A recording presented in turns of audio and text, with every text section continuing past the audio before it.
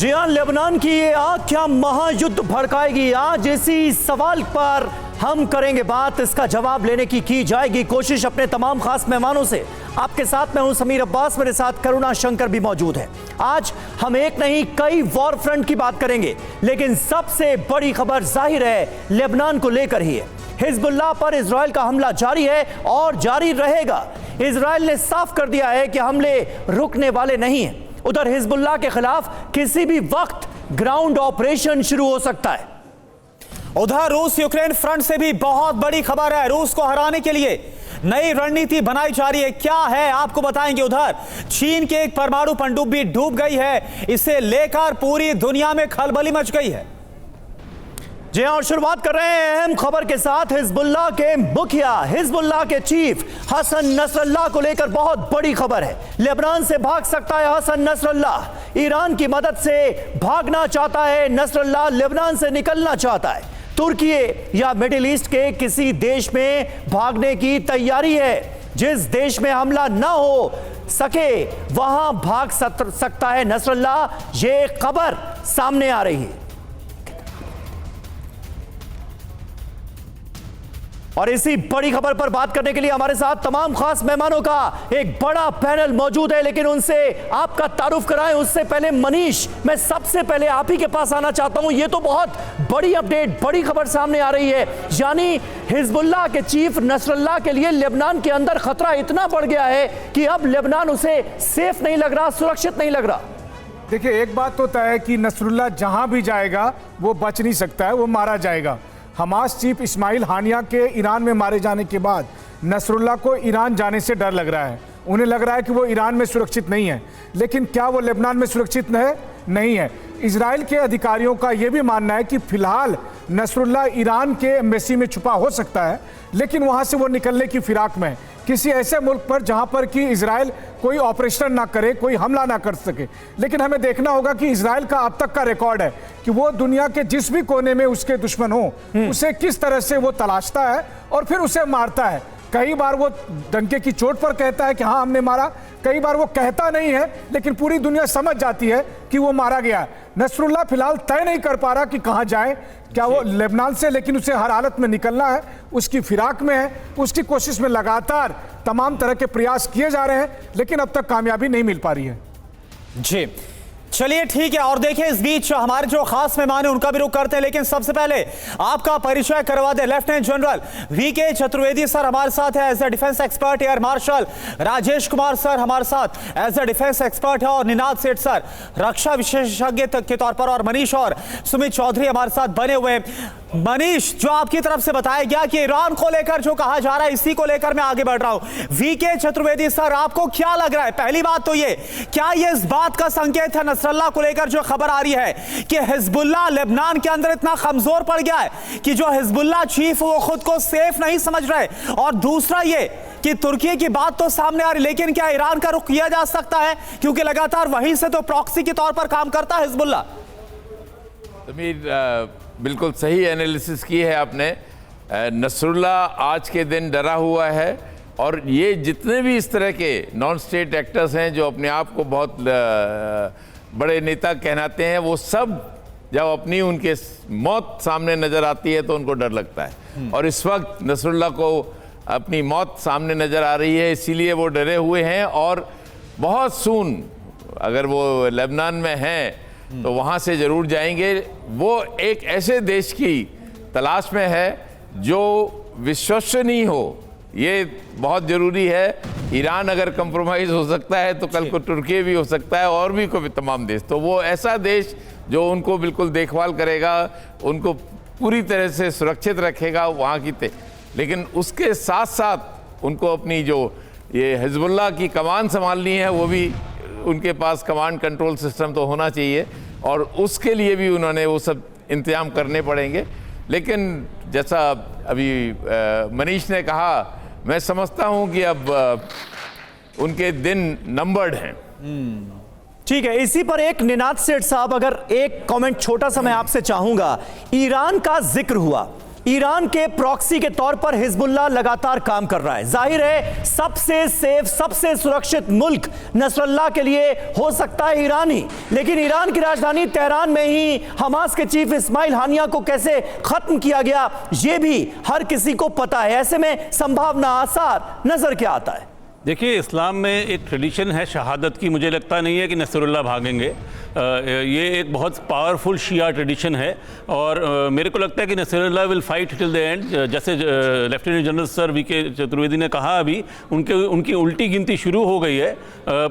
अंग्रेज़ी में इजराइल कहेगा कि you can run but you can not hide. तो मुझको लगता नहीं है कि वो भागेंगे। मुझको लगता है कि वो वहीं पर लड़के ही उनका खात्मा होगा।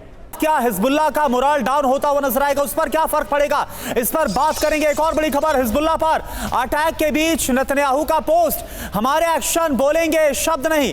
ये बेंजामिन नेतन्याहू की तरफ से देखिए पोस्ट किया गया एक्स पर। आग उगलते फाइटर जेट की तस्वीर को पोस्ट किया गया। एक्स पर पोस्ट करके नेतन्याहू ने कहा है कि हमारे एक्शन बोलते हैं शब्द नहीं। और जरा देखिए आप, हवाई हमले बहुत तेज हो गए और आग उगलता ही फाइटर जेट भी आप देख पा रहे हैं। और इस बीच बड़ी खबर है, नेतन्याहू ने ठुकराया सीज फायर का प्रस्ताव। लेबनान पर पूरी ताकत से हमले जारी रहेंगे, ये कह दिया है नेतन्याहू ने। सीधे सीधे ऐलाने जंग।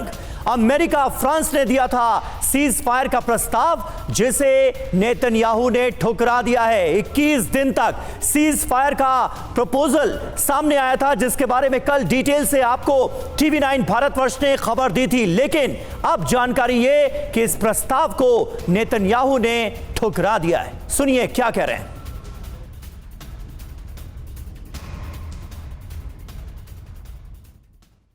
मैंने आदेश दे दिया है, मेरी नीति बहुत साफ है। हम हिजबुल्लाह पर पूरी ताकत के साथ हमले जारी रखेंगे। हम तब तक नहीं रुकेंगे जब तक कि लक्ष्य को प्राप्त न कर लें। तो इस्राएल के प्रधानमंत्री बेंजामिन नेतन्याहू को आपने सुना, जिनकी तरफ से साफ कहा गया कि उनकी तरफ से क्या कहा गया है, क्या आदेश दिया गया। और भी एग्रेसिव तरीके से बेंजामिन नेतन्याहू की तरफ से हमारी नीति बहुत साफ है, ये बात रखी गई है। और इसके अलावा आप देखिए, इस्राएल रुकने वाला नहीं है, ये भी कह दिया गया है। हिजबुल्लाह पर हमले यूं ही जारी रहेंगे और भी तेजी के साथ हमलों को अंजाम दिया जाएगा। पूरी ताकत से अटैक किया जाएगा हिजबुल्लाह के खिलाफ, ये कहा गया है। टारगेट हासिल करने तक ये हमले जारी रहेंगे। और टारगेट क्या है? हिजबुल्लाह का संपूर्ण खात्मा। युद्ध विराम संबंधी रिपोर्ट गलत है, ये इजराइल के PMO ऑफिस की तरफ से कहा गया, जो 21 दिन के युद्ध विराम यानी सीज फायर की बात कही जा रही थी। हिजबुल्लाह पर हमले और तेज होंगे, लेबनान के साथ युद्ध विराम नहीं होने वाला, ये कहा गया है इजराइल के विदेश मंत्री इजराइल कैट्स की तरफ से। ये बयान यानी बेंजामिन नेतन्याहू और इसके अलावा इजराइल कैट्स जो कि विदेश मंत्री हैं, उनकी तरफ से यह बयान दिया गया। उनका देश युद्ध विराम पर विचार नहीं करेगा, यह इजराइल की तरफ से कुल मिलाकर बयान आ रहा है। हिजबुल्लाह से लड़ाई हमारी चलती रहेगी। तो पहले आपने प्रधानमंत्री को देखा और अब देखिए इजराइल के विदेश मंत्री क्या बोल रहे हैं। जब तक इजराइल के लोग वापस नहीं आते, यानी उत्तरी इजराइल का जिक्र किया गया, तब तक ये हमले जारी रहेंगे। इन बयानों में राजेश कुमार सर, आपको क्या संकेत मिल रहा है, जो बेंजामिन नेतन्याहू की तरफ से कहा गया और जो इजराइल के विदेश मंत्री इजराइल कैट्स की तरफ से कहा गया? क्या संकेत आपको नजर आ रहा है? रवि, ये बहुत साफ है कि मैंने पिछले बार भी यही कहा था कि जो उनकी नीति है, वो जो उनके डिस्प्लेस्ड लोग हैं नॉर्दर्न इजराइल में, वो खौफ में ना रहें और वो वापस अपने घर जा कर के और अपनी जो रोज़मर्रा के कार्य हैं वो करते रहें। वो उनकी सबसे ज़्यादा ज़रूरत है। इसके दो कारण हैं। एक तो जो उनको जो खर्चा वो उठा रहे हैं, उनको पीछे रखने में, अलग अलग होटल्स और दूसरी जगहों में रखने में, वो काफ़ी बढ़ता जा रहा है और उसको उनको वापस भेजने की ज़रूरत है। दूसरा, हाइफा पोर्ट जो है उनका एक बहुत बड़ा इकोनॉमिक सेंटर है और उसकी सिक्योरिटी उनके लिए बहुत ज़्यादा ज़रूरी है।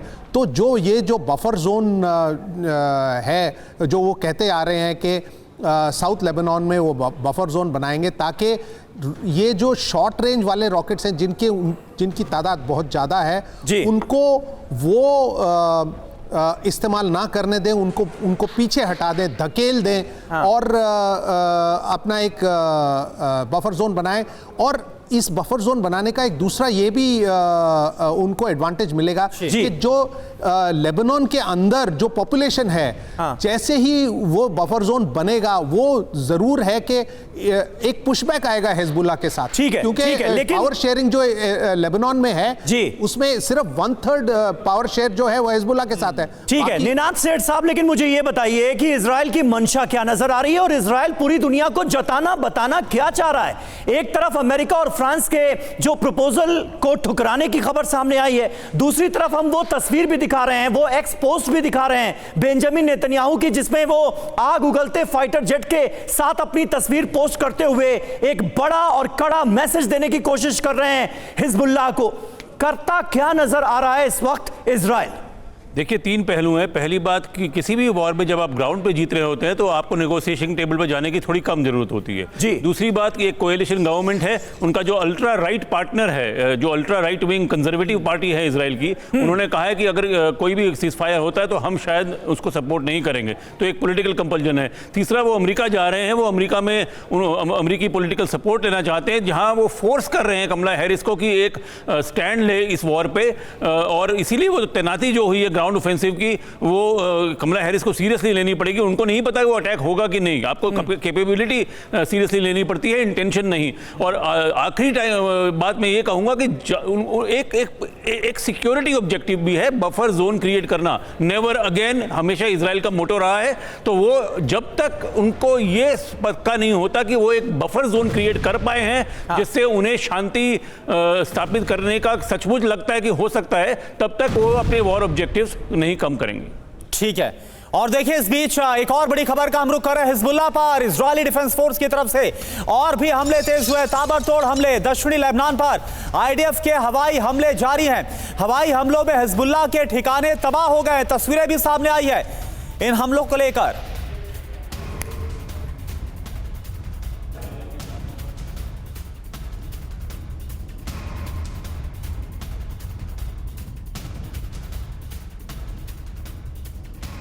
और इस बीच एक और अहम खबर, लेबनान के विदेश मंत्री की तरफ से बड़ा बयान सामने आ रहा है, युद्ध में तुरंत सीज फायर किया जाए। लेबनान के विदेश मंत्री की तरफ से यह अपील की गई है, यह डिमांड की गई है। इजराइल हिजबुल्लाह से सीज फायर की अपील कर रहे हैं लेबनान के विदेश मंत्री। लेबनान में संकट पूरे मिडिल ईस्ट के लिए खतरा पैदा कर रहा है, यह लेबनान की तरफ से बताया गया है। और देखिए एक और बड़ी खबर, अमेरिकी विदेश मंत्री एंटनी ब्लिंकन का बड़ा बयान सामने आया। लेबनान पर इजरायली हमले से हालात और ज्यादा खराब होंगे। उत्तरी इजराइल के लोगों का अपने घर वापस लौटना और ज्यादा मुश्किल हो जाएगा। यह इजराइल को लेकर भी एक तरह से वार्निंग समझी जा रही है। और वहीं अमेरिकी रक्षा सचिव लॉयड ऑस्टिन का बयान सामने आया है, दोनों देशों के बीच पूर्ण युद्ध का खतरा है, यह कहा गया है अमेरिका की तरफ से। हिजबुल्लाह इजराइल युद्ध पर बोले लॉयड ऑस्टिन, अमेरिका के रक्षा मंत्री। कूटनीतिक समाधान अभी भी संभव है, डिप्लोमेटिक सॉल्यूशन की बात करता हुआ नजर आ रहा है अमेरिका। तो जंग की आग में जलेगा मिडिल ईस्ट, इस बात को लेकर आगाह कर दिया गया है अमेरिका की तरफ से। लॉयड ऑस्टिन, उनकी तरफ से क्या कहा गया है, अमेरिका के रक्षा मंत्री क्या बोल रहे हैं? पूर्ण युद्ध, जी हां, पूर्ण युद्ध इजराइल लेबनान के लिए काफी ज्यादा विनाशकारी साबित होगा। दोनों देश अलग रास्ता चुन सकते हैं, यह हिदायत भी सामने रखी है। तनाव के बावजूद शांति की राह अभी भी संभव है। समीर जी हां, खास बात देखिए क्या है, अमेरिका नहीं चाहता कि युद्ध का एक और फ्रंट खुल जाए।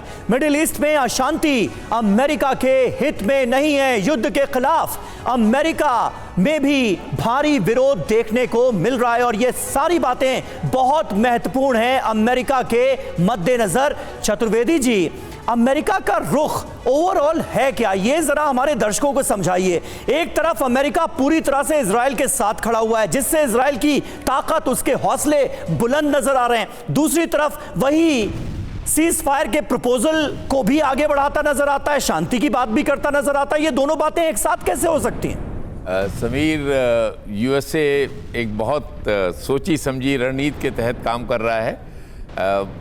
एक अगर सही रणनीति देखी जाए तो वो इजराइल के पूरे साथ है। हाँ। लेकिन उसको विश्व में भी दिखाना होगा कि मैं शांति चाहता हूं और मैं शांति के लिए कोशिश कर रहा हूं, और उस संदर्भ में वो ये पीस का प्रपोजल भेजते हैं और कहते हैं कि अगर रीजनल वार हो गई तो बहुत विध्वंसक होगी। ये सब चीज़ें वो एक दूसरी विमर्श बनाने के लिए कर रहे हैं। लेकिन इसमें जो भी हो रहा है वहाँ पे अमेरिका उसके साथ है, अमेरिका इजराइल के साथ है, अमेरिका इजराइल को मदद कर रहा है हर तरह से, नॉट ओनली एम्यूनिशन, वेपन्स और फाइनेंशियल, बाकी भी इमोशनल और टोटल सपोर्ट इजराइल के साथ है। एक चीज़ मैं बता दूं कि ऑल आउट वॉर जो वो कह रहे हैं वो ऑलरेडी शुरू है यहाँ पर। ये एक युद्ध है पूरा। ये अगर कोई कहता है कि युद्ध अभी शुरुआत नहीं हुई, हम रुकवा सकते हैं पूर्ण युद्ध को, तो वो किसी भ्रम में है।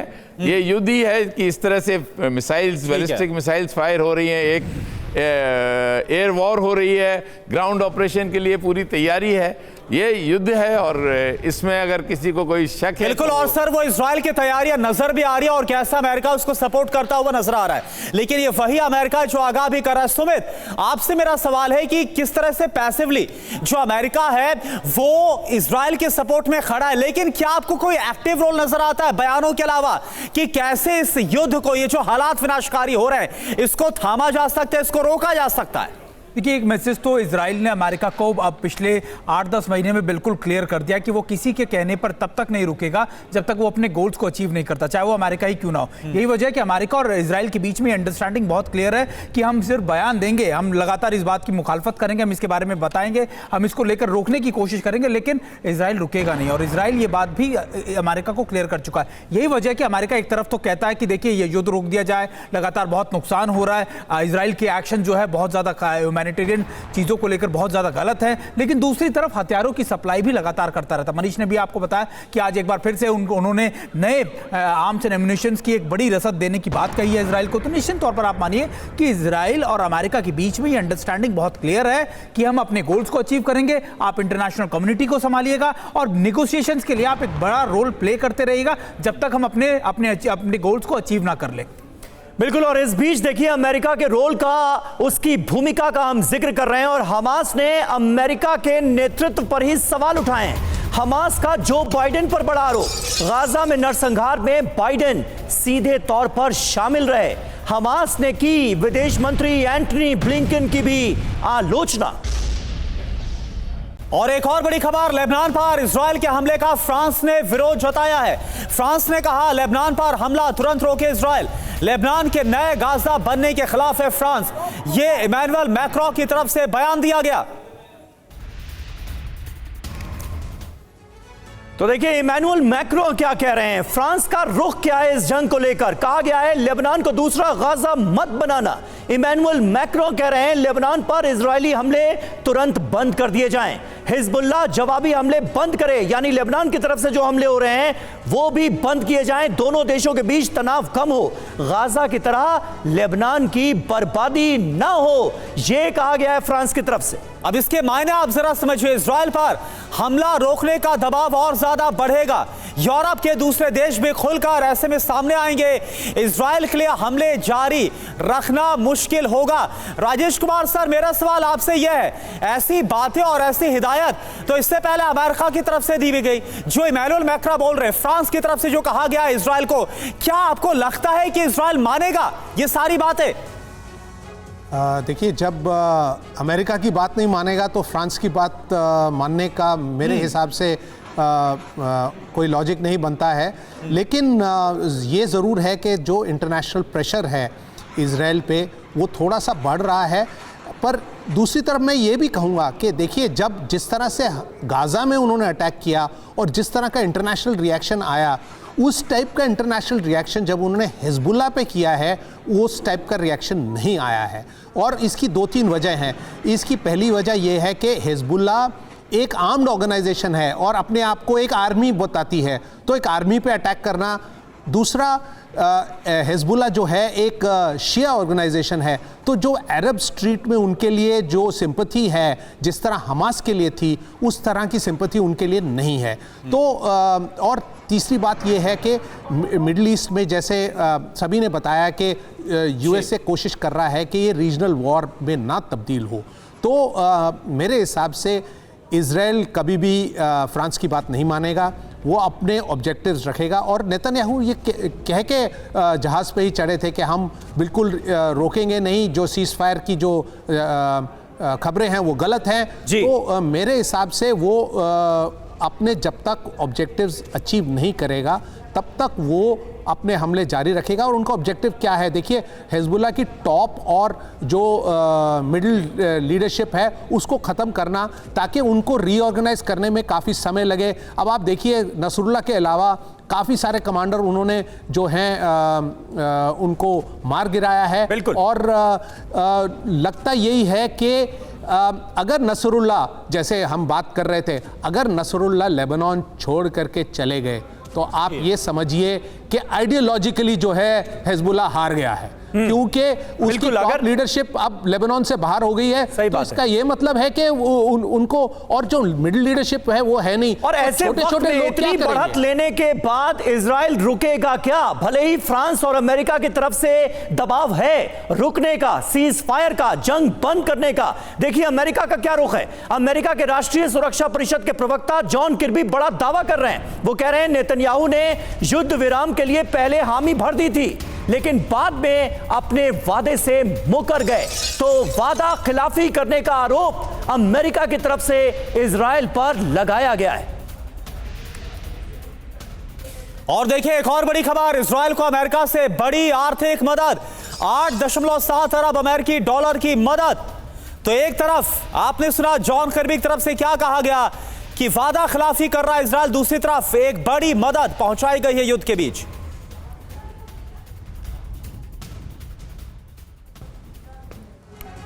और इस बीच एक अहम खबर सामने आ रही है, एक अहम अपडेट है चीन को लेकर। समंदर में डूबी चीन की परमाणु पनडुब्बी। चीन के पास समंदर में डूबी सबसे नई पनडुब्बी। जहां पनडुब्बी डूबी वहां की सैटेलाइट तस्वीर देखिए जारी की गई है, वो इस वक्त हम आपको दिखा रहे हैं। चीन में वुहान के पास समंदर में ये नई पनडुब्बी डूब गई है। अमेरिकी अधिकारियों के हवाले से यह खबर सामने आई है। ये जो पनडुब्बी डूबी है उसकी सैटेलाइट इमेज भी हम आपको दिखा रहे हैं। और इससे जुड़ी एक और बड़ी खबर, परमाणु पनडुब्बी डूबने की बात चीन ने छुपाई है। कुछ महीने पहले ही डूबी थी परमाणु पनडुब्बी, लेकिन आप देखिए चीन ने बताया नहीं। परमाणु पनडुब्बी डूबने पर चीन ने चुप्पी साध रखी है। और ये वही जगह है जो कि इस वक्त हम आपको रेड करके मार्क करके दिखा रहे हैं। ये वही जगह है जहां पर परमाणु पनडुब्बी के डूबने का अनुमान जताया जा रहा है।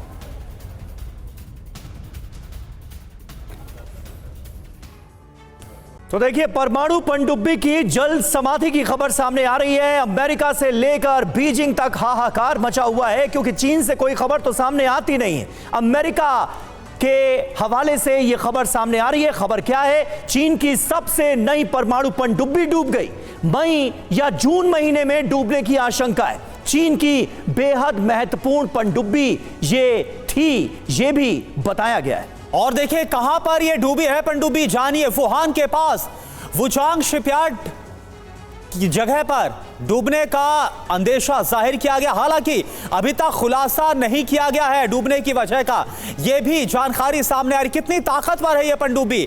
झोउ कैटेगरी की परमाणु पनडुब्बी चीन की यह बिल्कुल नई और एडवांस पनडुब्बी बताई जा रही है। डूबने के समय तट के पास ही परमाणु पनडुब्बी थी और परमाणु ईंधन था या नहीं अभी तक हालांकि यह भी कंफर्म नहीं हो पाया है। जी हां, चीन ने छिपाई पनडुब्बी के डूबने की खबर, क्योंकि चीन के लिए यह बड़ा झटका है, बड़े झटके वाली खबर है। और इसीलिए इस खबर को सामने नहीं आने दिया गया, बाहर नहीं आने दिया गया, बेइज्जती ना हो इसलिए चीन ने यह खबर दुनिया से छिपाई। लेकिन अमेरिकी अधिकारियों ने इस खबर का कर दिया है खुलासा। जो डिटेल उनकी तरफ से सामने रखी गई है वो हमने आपको बताई। और इससे जुड़ी एक और बड़ी खबर आपके सामने, परमाणु पनडुब्बी डूबने से चीन को बड़ा झटका लगा है। परमाणु पनडुब्बी कार्यक्रम को लगा है बड़ा झटका। पनडुब्बी डूबने के कारणों की जांच इस वक्त चीन कर रहा है।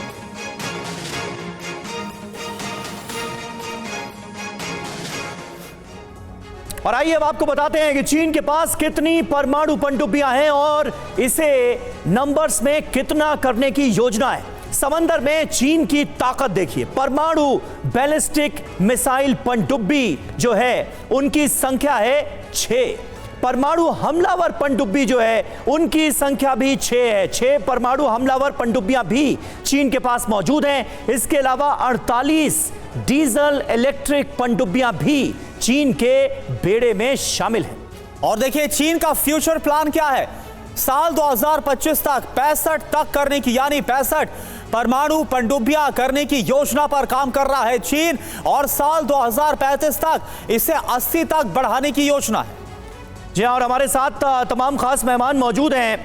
निनाद सेठ साहब, किस तरह से आप देखते हैं चीन की इन तैयारियों को, और जो खबर परमाणु पनडुब्बी नई एडवांस्ड डूबने की खबर जो सामने आई है चीन से, और जिस तरह से इसे छिपाया गया है, अमेरिका की तरफ से जिस तरह से सारी खबरों का खुलासा किया गया है, उसे देखकर क्या लगता है? देखिए आजकल सैटेलाइट के ज़माने में कुछ भी छिपा नहीं रहता। जिस तरह के क्रेन यूज़ हुए थे, एक अलग अलग तरह के क्रेन चाहिए होते हैं जब आप किसी पनडुब्बी को पार करते हैं। हाँ। और किसी अलग तरह के क्रेन चाहिए होते हैं अगर कुछ डूब जाए और उसको निकालना हो तो वो क्रेन पकड़े गए और उससे ये साफ हो गया कि ये पनडुब्बी डूबी है। ये कोई साधारण पनडुब्बी नहीं है, ये न्यूक्लियर बैलिस्टिक मिसाइल सबमरीन है जो थियोरेटिकली जब तक खाना रसद वगैरह खत्म ना हो हमेशा के लिए चुपचाप अंदर रह सकती है। 10-10, 12-12 हज़ार किलोमीटर की क्षमता वाले मल्टीपल वॉरहेड्स जो पूरी दुनिया को खत्म कर सकते हैं। इन अदर वर्ड्स ये चाइना की सिग्नेचर सबमरीन थी। इसका डूबने से चाइनीज नेवी पे असर होगा, चाइना का साउथ चाइना सी में जो दबदबा है वो कम होगा,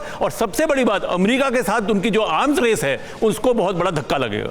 ठीक है, बहुत बहुत शुक्रिया आप सभी खास मेहमानों का हमारे साथ इस बातचीत में जुड़ने के लिए। पढ़ेंगे अमेरिकी राष्ट्रपति जो बाइडेन से जेलेंस्की ने मुलाकात की है। उपराष्ट्रपति कमला हैरिस से भी जेलेंस्की की मुलाकात हुई है। रूस यूक्रेन युद्ध पर इन मुलाकातों में हुई चर्चा। जेलेंस्की ने मदद के लिए अमेरिका का आभार जताया है।